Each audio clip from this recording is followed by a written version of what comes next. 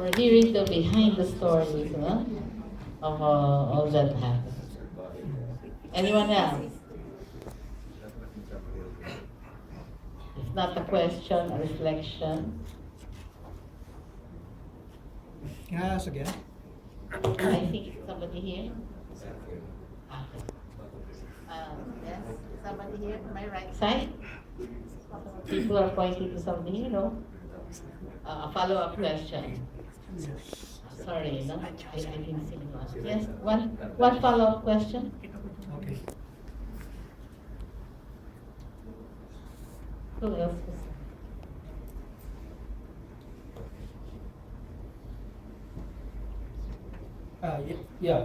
Looking back, I'm sure you have no regrets about what you did back then, right? Ricky, before you continue, all of us. Ross. Ross, I'm sorry. Ross, no regrets, but always a lesson learned.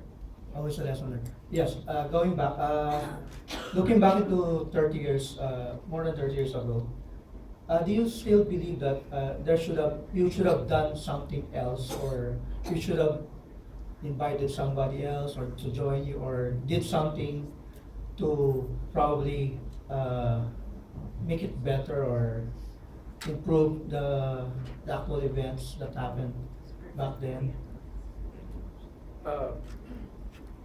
We always look at the political leadership, even as we went out of barracks and broke the so-called chain of command, because the leadership then had lost its moral authority and ascendancy to govern.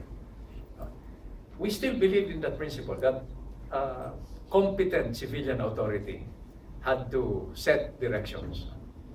But to choose personalities would have brought us back to the same vicious cycle. In fact, that's also one of our reflections when we reflect. We change personalities, but we never re-engineer the system that breeds the problems that we are facing now. So it's about time to look at, let's say, restore a functioning political party system. Emphasize platforms and programs. And then look at personalities as just ingredients in that program. Of course, they have to show some political will, no? Some vision. That's why I emphasized moral leadership. That includes vision, looking at a sense of nationhood. That's what makes our national heroes what they are in our eyes now, no? When we were still an archipelago, no, speaking different dialects, they were already dreaming of a nation, a Filipino nation. Can you imagine how exciting times those were, no? And now, based on what Bill was asking and some of our questions that were asked, no?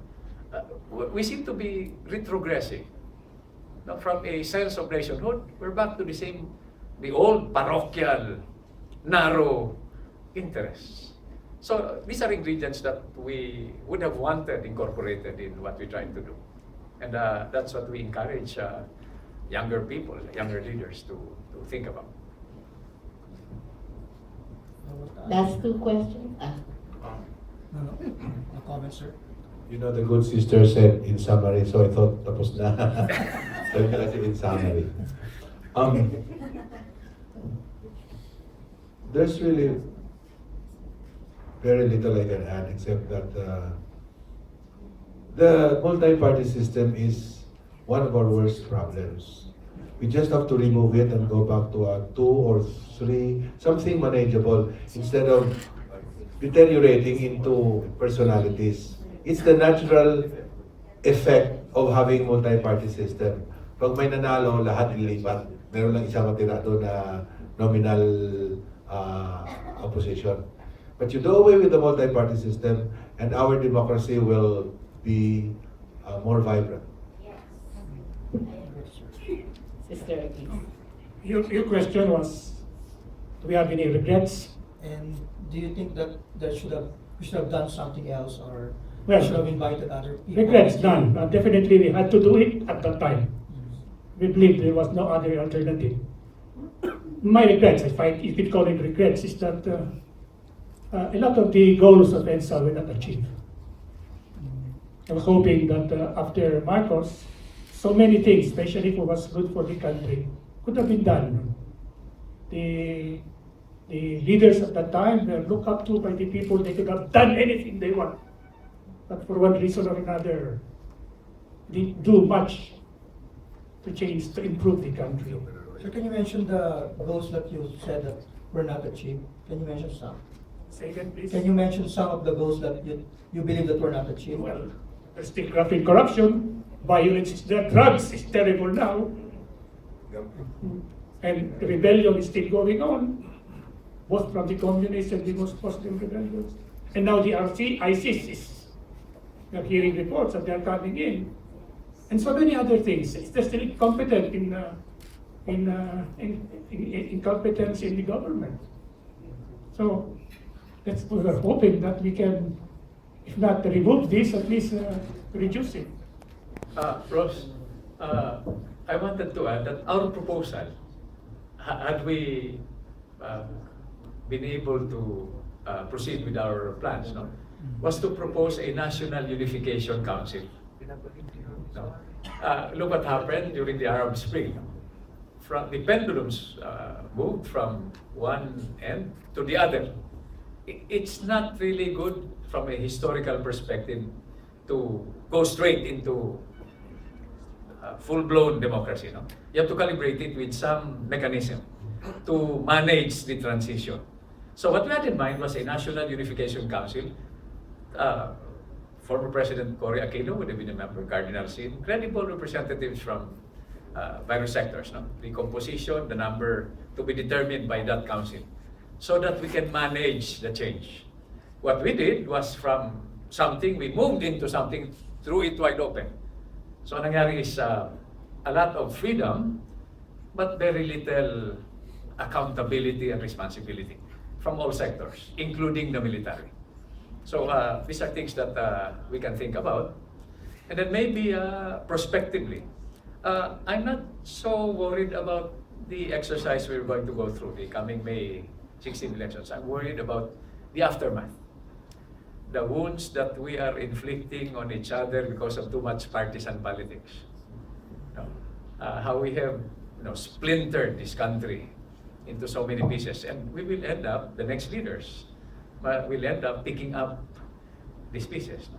So these are things that we should try to think about so that we can manage the change after May. I'm just looking beyond. What we're going through now is the easy part.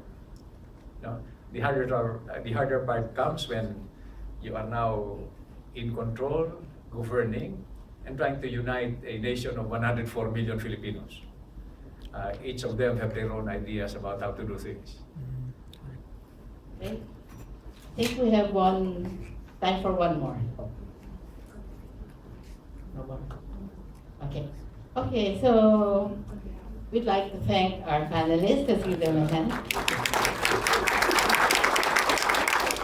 I think as you were watching the film and listening to their comments, even listening to the questions, we really were reminded that this nation is worth fighting for Ninoy Aquino it was worth dying for. But it really just takes a common vision, courage, knowing how to respond at the right time, and being united in what we're doing. So with that, we go home, tell people about this film. It's going to be shown on the 25th, 9 o'clock, Discovery Channel. Hopefully, more people will watch it. And as you were watching the film, I'm sure that certain emotions were stirred beyond the memories, besides saying, oh, I remember that, I remember that, I remember that. But the challenges that kept on coming, even as we were recalling history, but trying to say, okay, what now, 30 years on? I always say EDSA is composed of two things. It's the event, the 4 days, and it's also the spirit. And I dare say the spirit lives on. And today was a chance to reawaken, rekindle, inspire that spirit to continue in our hearts and in our actions. So with that, we end the forum, and we thank you all for coming, and we'd like to invite you to the cocktails that will follow. Thank you.